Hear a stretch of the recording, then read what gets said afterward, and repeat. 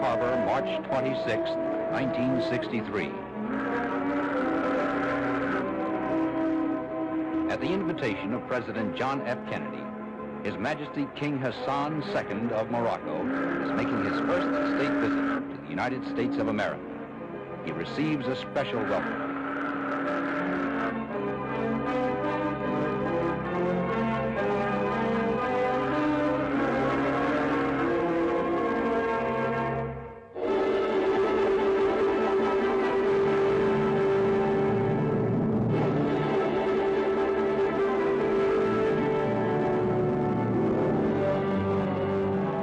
The first stop on the King's American tour is the historic city of Philadelphia.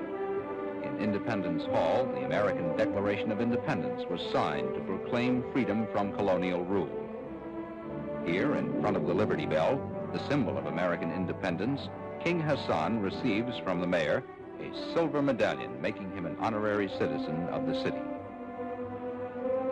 From Philadelphia, a special train carries the king and his official party toward his next destination some 120 miles to the south. Washington, the nation's capital city, waits to welcome its distinguished visitor.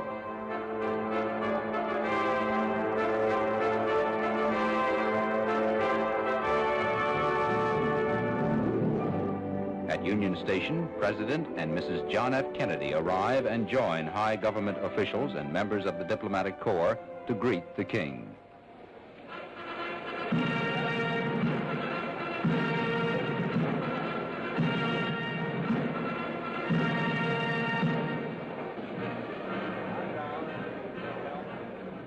During the cordial exchange of greetings, His Majesty's sister, Her Royal Highness Lala Nezha, is presented with a bouquet of roses by Mrs. Kennedy.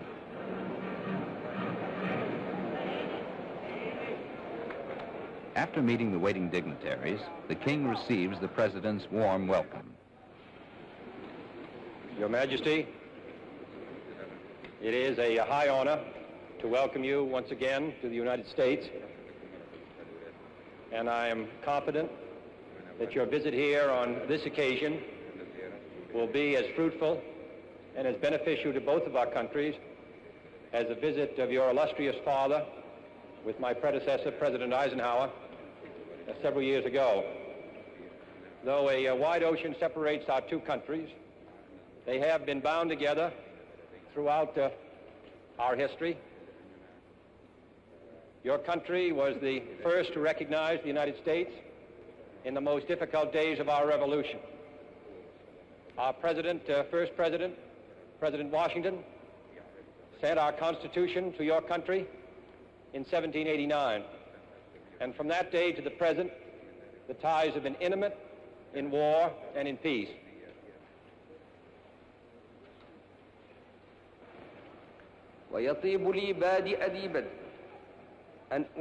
King Hassan expresses his personal pleasure and that of his people and his government to be able to greet the people of the United States and to meet their president.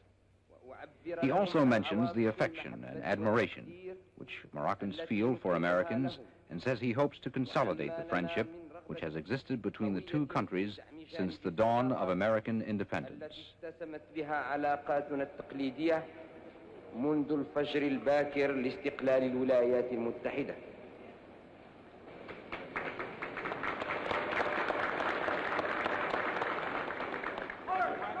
Leaving the railroad station, the motorcade passes in front of the Capitol building, where the nation's legislative body meets.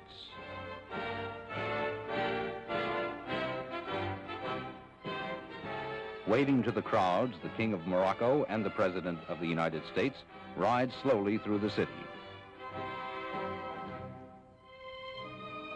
They pass the President's official residence, the White House, and continue on to the President's guest mansion for distinguished visitors, which is to be King Hassan's residence during his stay in Washington.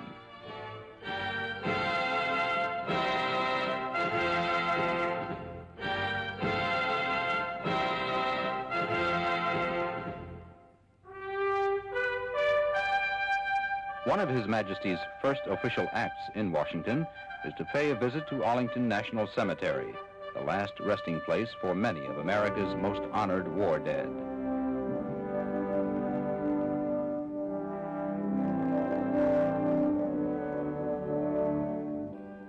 at the Tomb of the Unknowns, a memorial to the nameless young Americans who have fallen in the cause of freedom, King Hassan pays his respects.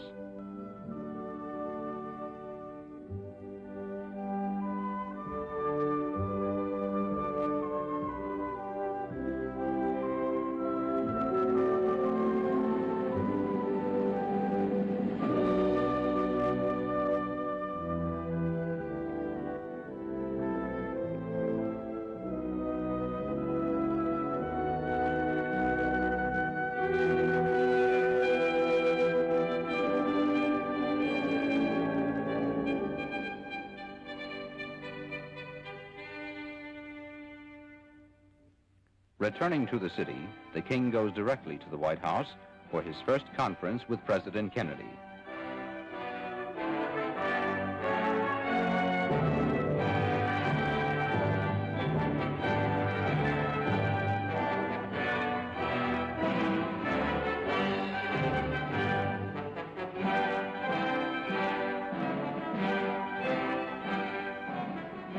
Participating in the talks with the President are Secretary of State Dean Rusk and Assistant Secretary for African Affairs G. Menon Williams.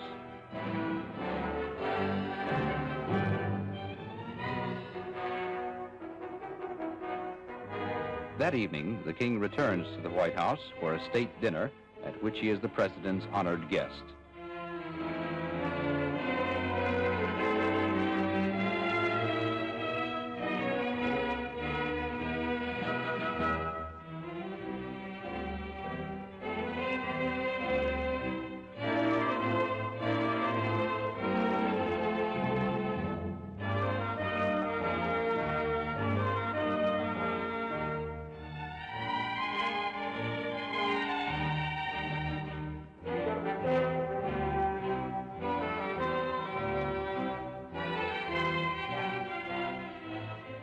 The next day at the Moroccan embassy, King Hassan is host at a luncheon for the American president.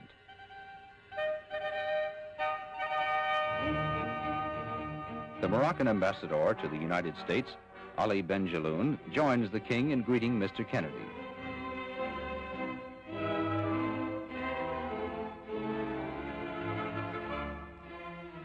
Recalling the presentation of the American Constitution to the Emperor of Morocco in 1789, King Hassan gives the president a handsomely bound copy of the Moroccan Constitution.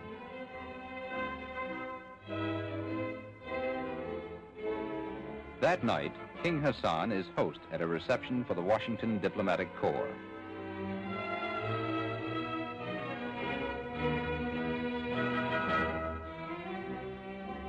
Ambassadors representing most of the countries of the world meet the king.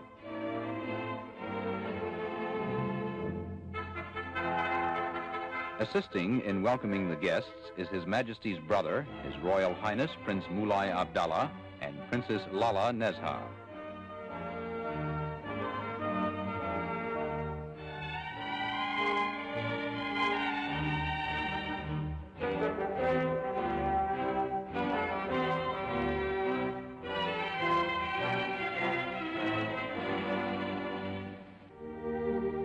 The next day, His Majesty visits the Islamic Center, one of Washington's outstanding landmarks.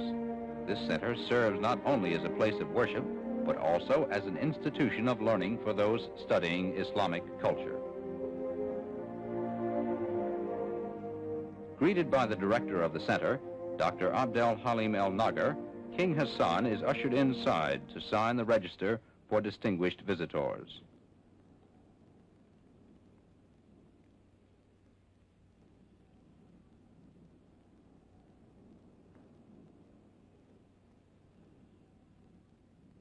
Later, the king proceeds into the mosque for prayers.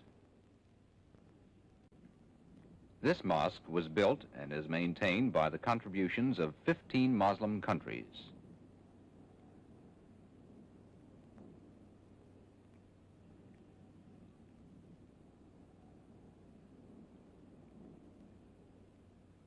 Both the interior and the exterior of the center illustrate traditional Islamic architecture.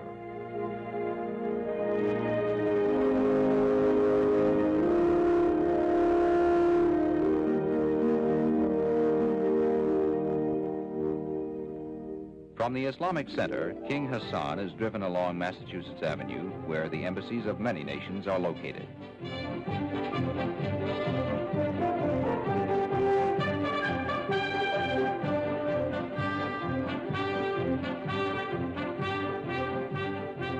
During his visit, the King accepts an invitation to speak at the National Press Club. The National Press Club is one of the most important forums of public opinion in the United States. Its members include many distinguished journalists.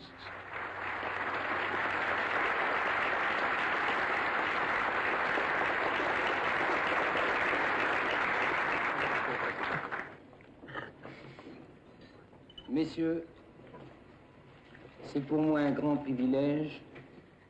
It is a great privilege and an honor for me to speak in this very respected club, which is so esteemed and where so many great statesmen before me have spoken, and so many great statesmen who will come after me will speak on the problems in which you are interested. Beaucoup plus avertis des choses internationales et de la chose publique viendront certainement ou sont venus vous faire des exposés sur les problèmes qui vous intéressent. My father before me came here proud and with a quiet conscience because he knew he was coming into the citadel of freedom and democracy. Why really is there so much friendship, so much sympathy, so much common feelings between two countries separated by an ocean, separated by language, separated even by the history of their civilizations? I believe that the answer to this question is the heroism of your own fight for generations, and of the fight also of my own people for generations, toward the same goal, toward the same ideal, the love of liberty. A mené durant des générations, à savoir qu'un but sacré et unique nous unit, l'amour de la liberté.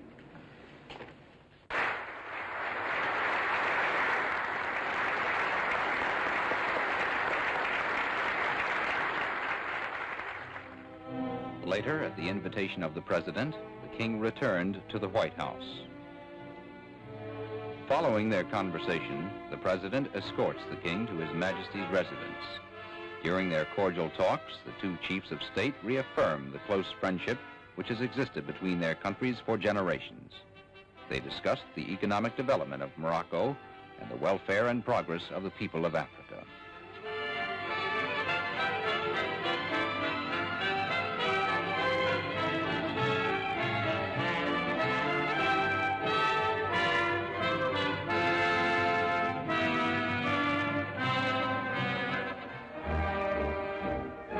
Like his father's tour in 1957, King Hassan's visit to America ends in New York City. Here, the King is accorded the traditional welcome for distinguished visitors, a parade up Broadway.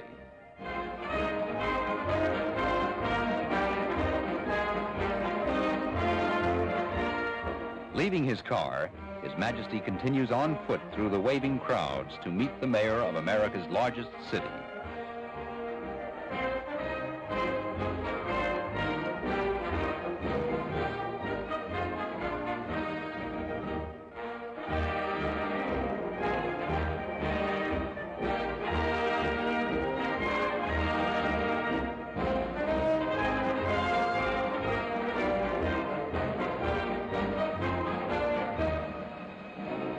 From City Hall, the King is escorted to his official residence in the city.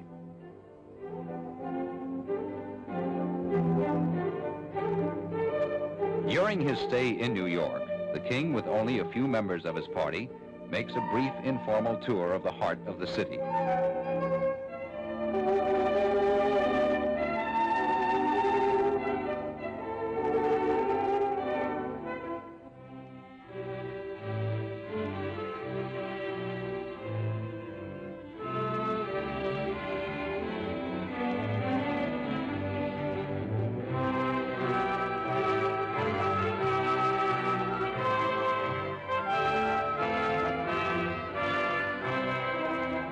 Later, the King pays an official visit to the headquarters of the United Nations. Here in this World Forum, where Morocco's flag flies proudly with the flags of all member nations, King Hassan, accompanied by his ambassador Ahmed Ben Hima, is greeted by the Secretary General U Thant. Moving to a beautiful mosaic made by a master craftsman in Fez and donated to the United Nations on behalf of the Moroccan people, King Hassan makes a short presentation speech. Excellences, Mesdames, Messieurs, c'est pour moi un très grand privilège. It is a privilege and a great honor to be here today as a representative of my country and my people to dedicate this mosaic. Yet at the same time, I feel much sadness and regret because another person should have been here today to make this symbolic gesture on this international ground. I am thinking, of course, of my lamented father, His Majesty King Mohammed V.